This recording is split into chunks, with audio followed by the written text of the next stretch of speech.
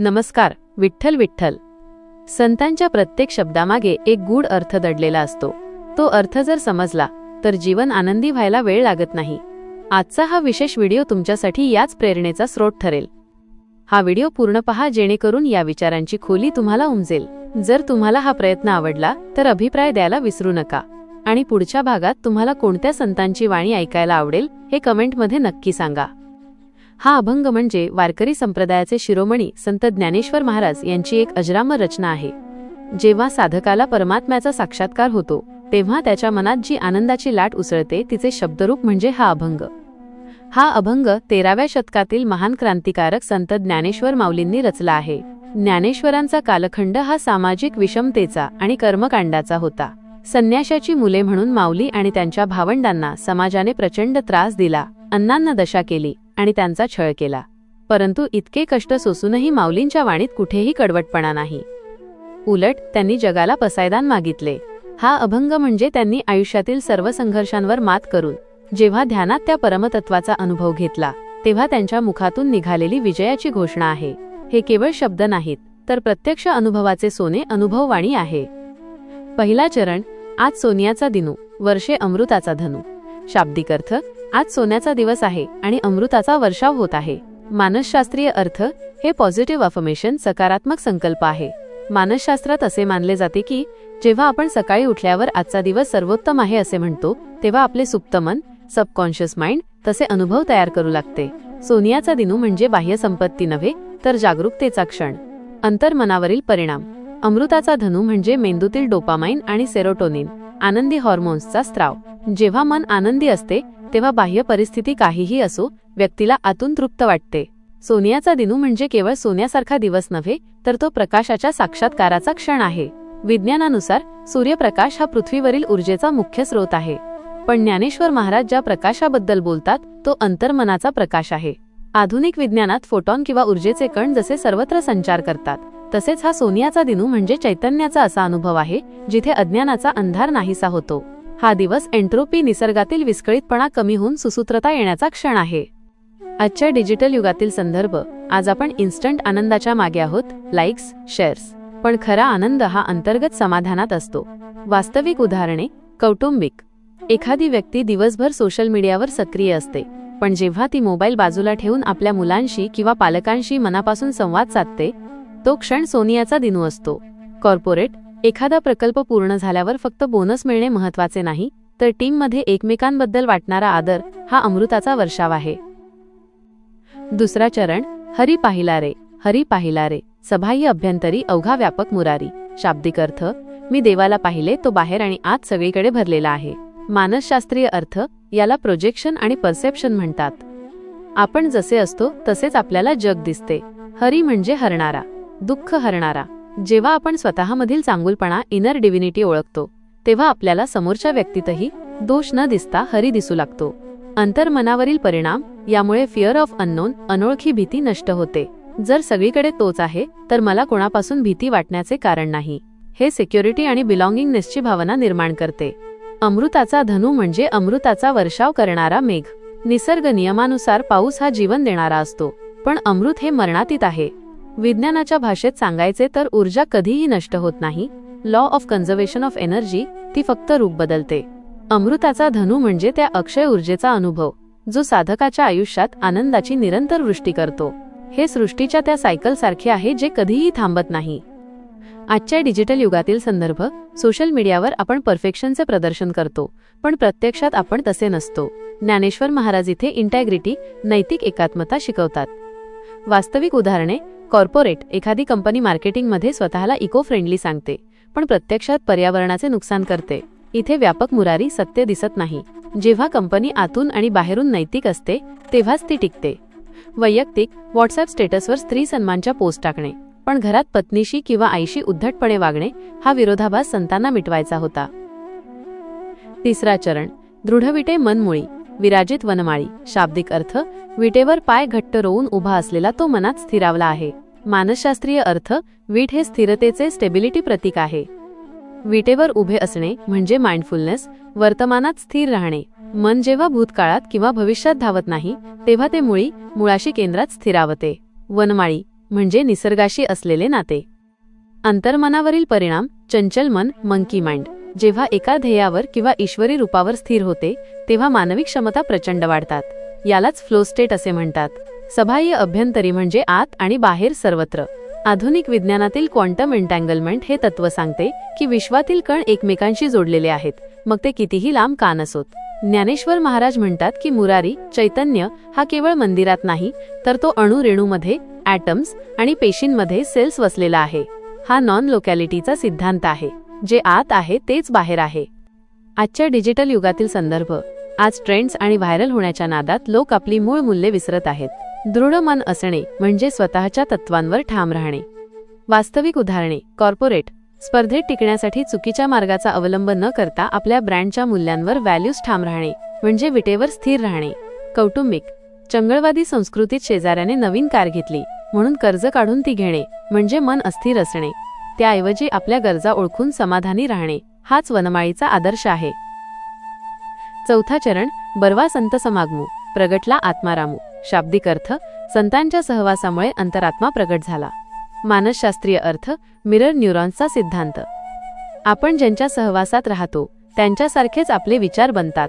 संतांचा सहवास म्हणजे सकारात्मक ऊर्जा असलेल्या लोकांची सोबत. Positive social support. जेव्हा आपण नकारात्मक विचार सोडतो तेव्हा Atmaram, true self inner potential प्रगट होतो. उदाहरण.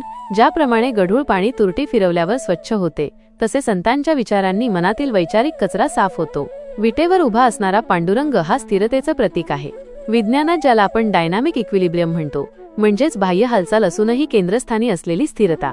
आपले मन जेव्हा विटेसारख्या स्थिर तत्वावर फाउंडेशन ठाम होते तेव्हाच आपल्याला विश्वाचे नियम समजतात. मनाची ही एकाग्रता विज्ञानातील फोकस अँड स्टेबिलिटी सारखी आहे. आजच्या डिजिटल युगातील संदर्भ. आपण कोणाला फॉलो करतो, कोणाचे व्हिडिओ पाहतो यावर आपले विचार ठरतात. अल्गोरिदम आपल्याला तेच दाखवतो जे आपल्याला आवडते, मग ते चुकीचे का असेना. वास्तविक उदाहरणे. कॉर्पोरेट ऑफिसमधील राजकारण करणाऱ्या गटात सामील होण्यापेक्षा काम शिकवणाऱ्या आणि प्रोत्साहन देणाऱ्या मेंटरच्या सहवासात राहणे. डिजिटल सोशल मीडियावर ट्रोलिंग करणाऱ्या गटात सामील होण्यापेक्षा ज्ञानाची देवाणघेवाण करणाऱ्या कम्युनिटीचा भाग होणे. संत समागम म्हणजे चांगल्या विचारांच्या लहरींचे एकत्र येणे. विज्ञानात रेझोनन्स अनुनाद नावाचा प्रकार असतो, जिथे दोन समान लहरी एकत्र आल्यावर त्यांची शक्ती कित्येक पटीने वाढते. संतांच्या सहवासात मानवी मेंदूच्या लहरी ब्रेन वेव्स अधिक सकारात्मक आणि शांत होतात, ज्यामुळे सेल्फ रिअलायझेशनची प्रक्रिया सुलभ होते. पाचवा चरण. कृपा सिंधू करुणा करू, बाप रखमादेवीवरू. शाब्दिक अर्थ. तो कृपेचा सागर आणि करुणा करणारा आहे. मानसशास्त्रीय अर्थ. हे सरेंडर, शरणागतीचे मानसशास्त्र आहे. मानसिक तणावाचे सर्वात मोठे कारण म्हणजे मी सगळं नियंत्रण करू शकतो हा अहंकार. जेव्हा आपण मान्य करतो की कोणीतरी मोठी शक्ती, हायर पॉवर आपली काळजी घेत आहे, तेव्हा मनावरील स्ट्रेस 70% कमी होतो. अंतर्मनावरील परिणाम. बाप हा शब्द सुरक्षिततेचा प्रोटेक्शन भाव देतो. मुलाला जशी वडिलांच्या बोटाला धरल्यावर भीती वाटत नाही, तशी ही भावना साधकाला निर्भय बनवते. हा अभंग अनुभवाचा कसा आहे. उदाहरण. समजा तुम्ही खूप तणावात आहात आणि अचानक एखाद्या निसर्गरम्य ठिकाणी जाता. तिथे गेल्यावर क्षणभर तुमचे विचार थांबतात आणि तुम्हाला एक अद्भुत शांतता जाणवते. त्या क्षणी तुम्हाला वाटते आजचा दिवस किती छान आहे. ज्ञानेश्वर माऊली म्हणतात, ही शांतता निसर्गामुळे नाही, तर ती तुमच्या आतच होती. फक्त विचारांच्या गोंधळामुळे ती दिसत नव्हती. जेव्हा तुम्ही ध्यानाच्या माध्यमातून स्वतःच्या केंद्रावर विटेवर येता तेव्हा हरी पाहिला रे हा अनुभव येतो. हा अनुभव चहाच्या पहिल्या घोटातल्या तृप्तीपासून ते मोठ्या संकटात मिळणाऱ्या धैर्यापर्यंत कुठेही असू शकतो. 4. जेन झेड आणि मिलेनियल्ससाठी प्रदीर्घ मसुदा. विषय. Finding your zen in chaos. Dnyanoba Mauli style. Hello digital generation. आपण सतत हाय शोधत असतो, कधी ट्रॅव्हलिंगमध्ये, कधी नेटफ्लिक्समध्ये, तर कधी नवीन गॅजेट्समध्ये.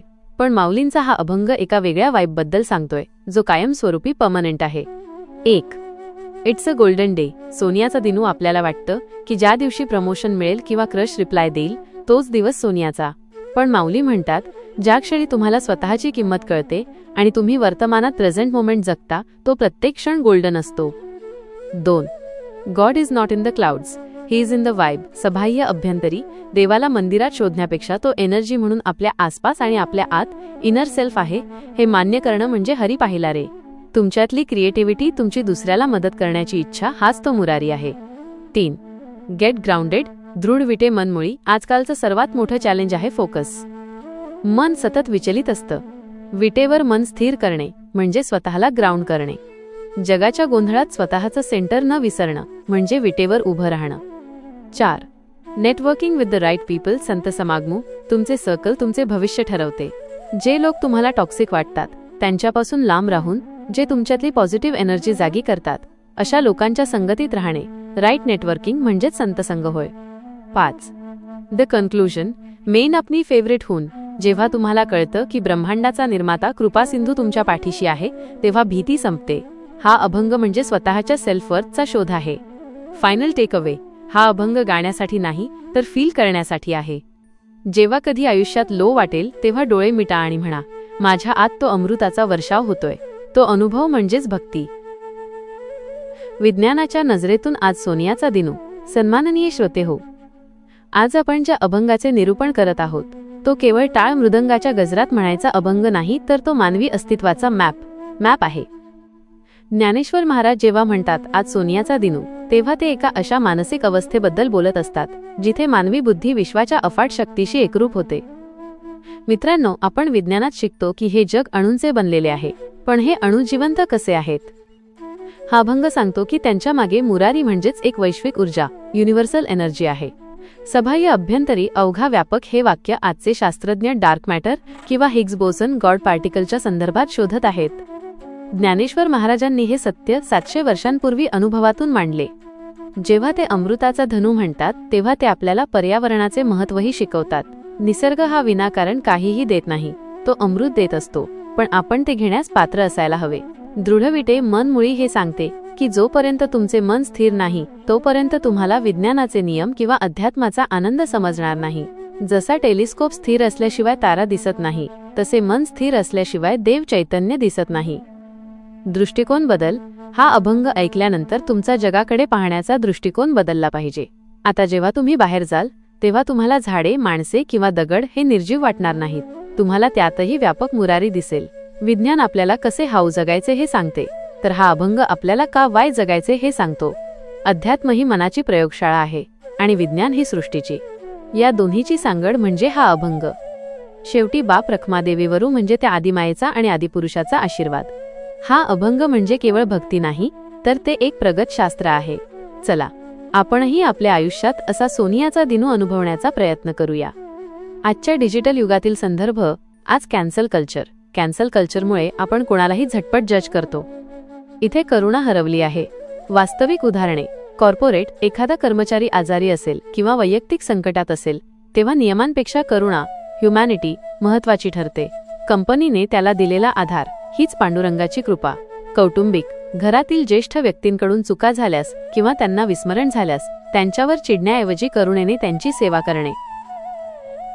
स्ट्रेस मॅनेजमेंटसाठी या अभंगाची उपयुक्तता. विशेष विश्लेषण. आजच्या काळात स्ट्रेसचे मुख्य कारण कंपॅरिझन, तुलना आणि ओव्हरथिंकिंग, अतिविचार हे आहे. हा अभंग खालील 3 प्रकारे स्ट्रेस मॅनेजमेंट करतो. 1. ग्रॅटिट्यूड. कृतज्ञता. आज सोनियाचा दिनू म्हणताच आपण तक्रार करणे थांबवतो आणि जे आपल्याकडे आहे त्याबद्दल कृतज्ञ होतो. कृतज्ञता हा तणावावरचा सर्वात मोठा उतारा आहे. 2. Cognitive reframing. जगाकडे बघण्याचा दृष्टिकोन बदलणे. सगळीकडे हरी आहे हे मानल्यावर आपण लोकांशी संघर्ष करणे सोडून देतो, ज्यामुळे सामाजिक तणाव, सोशल स्ट्रेस कमी होतो. 3. Grounding technique. दृढविटे मनमुळी हे आपल्याला वर्तमानात जगायला शिकवते. विटेसारखे अढळ राहणे म्हणजे बाह्य संकटातही मानसिक संतुलन न गमावणे. धन्यवाद. आजचा हा भक्तीचा प्रवास तुम्हाला कसा वाटला हे कमेंटमध्ये नक्की सांगा. पुन्हा भेटूया नव्या संत वाड्मयाच्या अमृतरूपी दरबारात आणि नव्या भक्तिविद्येच्या संगतीत. बोला पुंडलिक वरदे हरी विठ्ठल. श्री ज्ञानदेव तुकाराम पंढरीनाथ महाराज की जय. जाण्यापूर्वी चॅनलला सबस्क्राईब करायला विसरू नका, जेणेकरून विठू नामाची ही वारी अशीच अखंड सुरू राहील. रामकृष्ण हरी. नामस्मरण करा, आनंदात रहा.